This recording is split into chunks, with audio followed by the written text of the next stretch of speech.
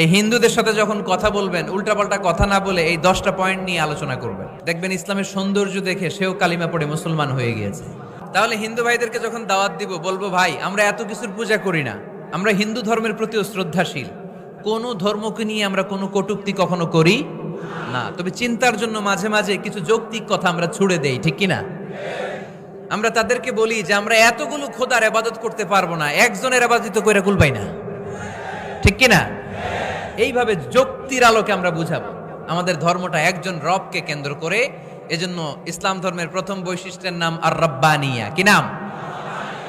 মাশাআল্লাহ। 2 নাম্বার বৈশিষ্ট্যের নাম হচ্ছে আল ইনসানিয়া, এর মানে হচ্ছে মানবতার ধর্ম। এটা ইসলাম কিসের ধর্ম? ইসলামের 3 নাম্বার বৈশিষ্ট্যের নাম হচ্ছে আশ-শুমুল।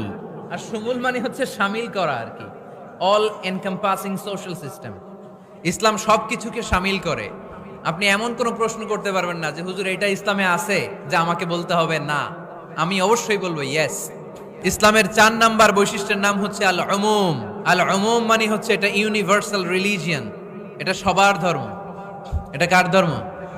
নাকি শুধু আমাদের? এটা হিন্দুদেরও ধর্ম, বৌদ্ধদেরও, খ্রিস্টানদেরও, আস্তিকদেরও, নাস্তিকদেরও। হিন্দুরা মানে না তো আমরা কি করব?